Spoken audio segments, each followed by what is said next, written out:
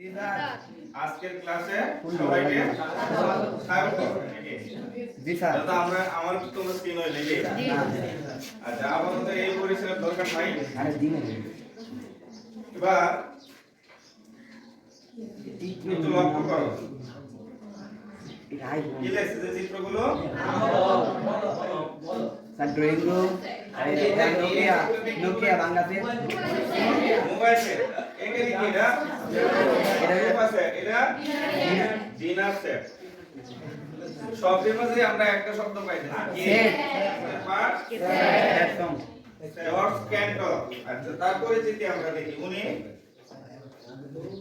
জন্মগ্রহণ করেন 3 মার্চ 1845 রাশিয়ায় জন্মগ্রহণ করেন।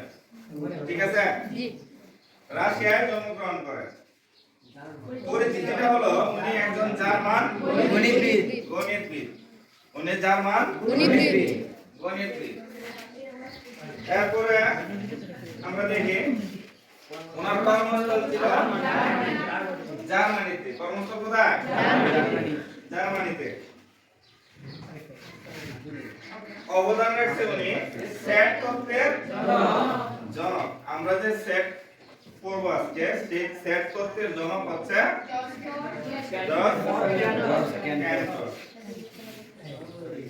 উনি মৃত্যুবরণ করেন 6 জানুয়ারি 1918 সালে। কোথায় মৃত্যুবরণ করেন? জার্মানি। তাহলে পরিচিতি পর্ব শেষ হলো। এবার আমরা যাই আমরা কি কি শিখব।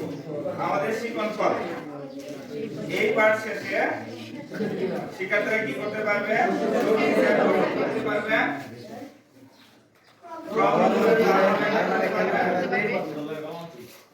কার্টেসীয় গুণজ নির্ণয় করতে পারবে। অর্থাৎ আমরা এই পাঠে বা এই পাঠ শেষে আমরা শক্তি সেট গঠন করব, ক্রমজোরের ধারণা ব্যাখ্যা করব এবং কার্টেসীয় গুণজ কি এটা আমরা বুঝবো, শিখবো। তাহলে আমরা এখানে দেখি এ একটা সেট না, এ সেটে কি কি আছে দেখো তো। আপেল আছে, কমলা আছে আর আনারস আছে। দেখো তো এখানে কি লিখছে? পি এটা কি? P A power set of A. অর্থাৎ এ সেটের শক্তি সেট। এ সেটের শক্তি সেট। এ সেটের শক্তি সেট গুলো বলতে আমরা বুঝি এ সেটটাকে এর কয়টা উপসেট আছে। এ সেটের কয়টা উপসেট আছে তা আমরা দেখব, তা বের করব। তাহলে আমরা দেখি এ সেটের কয়টা উপসেট আছে। তাহলে লিখব পি এ সমান, এ সেটের উপসেট যখন আমরা লিখব তখন পি এ সমান কি পাই আমরা? মনে করো একটা উপসেট পাইলাম, যা উপাদান আছে তাদের নিয়ে একটা সেট পাইলাম উপসেট। যেগুলো আছে কি কি ছিল? আনারস, আপেল, কমলা, এখানে একটা সেট পাইছি না? আচ্ছা তার মানে কি এ সেট সে নিজের একটা, এটা বুঝাইছে না এখানে? কারণ তার যা ছিল তাই আসছে এখানে একটা উপসেট। ঠিক আছে? বি আর একটা সেট তৈরি হয়েছে দেখো, ক্লিয়ার? আপেল এবং কমলা। কয়টা উপাদান গিয়া? দুইটা উপাদান, আপেল এবং কমলা। এরপরে দেখি আমরা সি আর একটা সেট, সে কি নেই? আপেল এবং দেখছো বিষয়টা কিভাবে গেছে? প্রথম তিনটা গেল একটা সেট হইলো, পরে আপেল আর কমলা দিয়ে আরেকটা সেট, এরপরে করছে কি আপেল আর আনারস দিয়ে আরেকটা সেট। এখন কি যাইতে পারে বলতে পারো? এরপরে সেটটা কি পাওয়ার সেট নির্ণয় করা দেখছি নাকি? এবং তোমাদের একটা একক কাজ দিয়েছিলাম 3 মিনিটে সবাই করে ফেলছো, 2 মিনিটে করে ফেলছো নাকি? অনেক ধন্যবাদ। এবার দেখি এটার সাথে কি তোমাদের কাজটা মিলছে কিনা।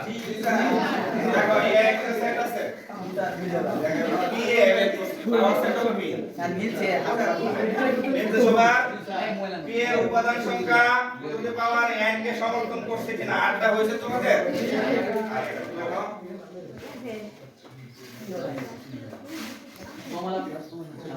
আচ্ছা এবার আমরা কি দেখতে পাচ্ছি দেখো এখানে কি আছে আপেল কমলা আছে নাকি এইটা থেকে আপেল যোগ আপেল কমলা যোগ কমলা এটাতে কিছু বোঝা যায় কিনা কিছু বুঝতে পারি আমরা এটা থেকে কি বুঝতে পারি বলো তো দেখো এখন দেখো কি নিছি আমি আপেল ইকুয়াল টু দেখো সে কি আনে আপেল কেটা আপেল আর কমলা কেটা কমলা আরো ক্লিয়ার হবে দেখো দেখো পরেরটা দেখো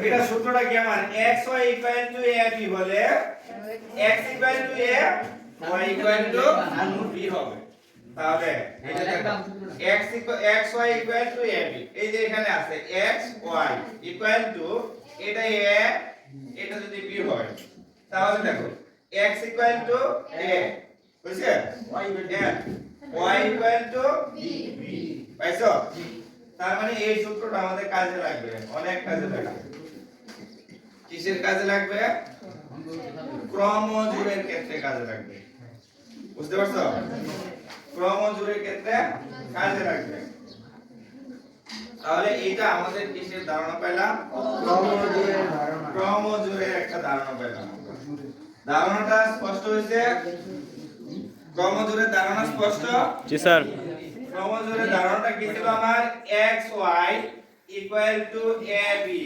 হলে x ইকুয়াল টু a এবং y ইকুয়াল টু b হবে ঠিক আছে ক্লিয়ার তাহলে ক্রমজোড় ক্লিয়ার এখন একটা জোড়াই কাজ আছে ক্রমজোড়ের একটা জোড়াই কাজ স্টার্ট জি স্যার 1 2 3 ক্যামেরা অ্যাকশন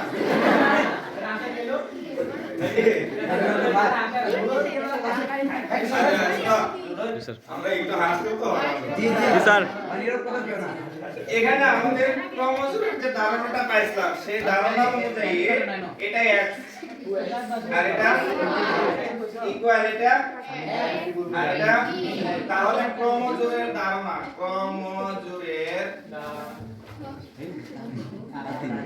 ধারণা হতে কি পাই আমরা x equal to a x কত 2x plus y equal to কি হবে a নাকি আচ্ছা আর আরেকটা কি আছে y ইকুয়াল টু কি হবে b দেখো 3 equal to x minus y 3 equal to x minus y এটা কিন্তু এদিকে নিয়ে আসি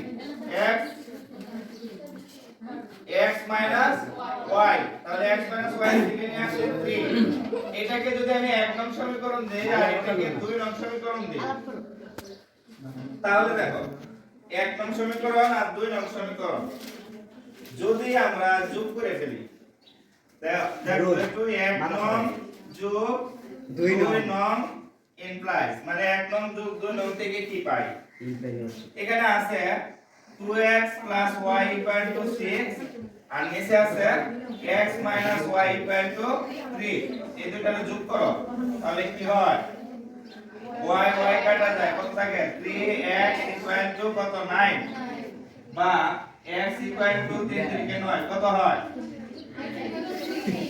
x 3 যদি আমি যে কোনো একটা সমীকরণ বসাই তাহলে কি y এর মান পাবো তাহলে আমি x এর মান কোথায় বসাবো বলো এক নং বসাই দেই এক নং এ বসাই তাহলে এই x এর মান যদি আমি এক নং এ বসাই দেই তাহলে কি হয় বলো তো 2 3 প্লাস y ইকুয়াল টু কত 6 তার মানে আমি পাইতেছি 6 প্লাস y ইকুয়াল টু 6 বা y ইকুয়াল টু 6 মাইনাস 6 সুতরাং y ইকুয়াল টু কি পাই 0 আমার নির্ণয় মান চাইছে নাকি মান নির্ণয় করো সুতরাং নির্ণয় মান নির্ণয় মান x y ইকুয়াল টু যেভাবে চাইছে x y নির্ণয় করো তাহলে x কত পাইছি আমি 3,0 এটাই आंसर আমাদের বুঝতে পারছি জি স্যার হ্যাঁ বুঝে গেছে এবার আমরা এটা आंसर তো আমি এখানে রাখছি নাকি আমরা একটু দেখি তো এটা आंसरটা ঠিক আছে কিনা দেখো ক্রমজোড়ের ধারণা মতে এটা ঠিক আছে কিনা ঠিক আছে আচ্ছা ঠিক আছে জি জি একবারে হুবহু করে ফেলাইছি নাকি তুইলা ভাই বুঝো না আমি নকল করে লাইছি জি স্যার দেখে দাও একটু গরম কানেকশন দেখো এখন এতক্ষণ কি দেখছি আমরা এতক্ষণ দেখছি ক্রমজোড়ের ধারণা থেকে আমরা কিন্তু ক্রমজোড়ের অঙ্ক করে ফেলছি সমাধান করছি তাই না ক্রমজোড় নির্ণয় করছি আমরা এবার দেখি তো আমরা কি পাই এ একটা সেট বি আর একটা সেট তাই না এ সেটের উপাদান কি কি আছে আপেল কমলা আনারস আর বি তে কি আছে আচ্ছা এবার দেখি তো এই যে এটা চিহ্নটা কি চিহ্ন গেল এটা ইনটু গুণ চিহ্ন এই গুণটাকে বলা হয় সেটের ভাষায় কার্তেশীয় গুণন কি বলে কার্তেশীয় গুণন আমি লেখাটা এখানে আঁকবো তাহলে সেই গুণটা কিভাবে হয় মনে করো এই যে গুণনের ফলে দেখো তো কি দিছি আমি এর সাথে আরেকটা গেছে দেখো কি গেছে তার মানে আপেল আর এখান থেকে গেল আমি কিন্তু গুণন শুরু করলাম কার্তেশীয় গুণন শুরু করলাম এরপরে কি আসে দেখো কি আসলো আপেল আসলো পরে কোনটা আসছে দেখো ঠিক আছে এখন কি আসতে পারে আপেল আর আসবে আপেল আসলো দেখছো গুণটা কিভাবে আসতেছে কার্তেশীয় গুণন কিভাবে হবে বুঝা যাইতেছে কিছু আচ্ছা এরপরে দেখি কমলা সাথে কি আসলো গোলাপ আসলো এরপরে সাথে আসলো কমলা সূর্যমুখী এটা আচ্ছা সূর্যমুখী এরপরে আপেল আর জবা কমলা আর জবা বুঝতেছো এখন কি আসবে বলো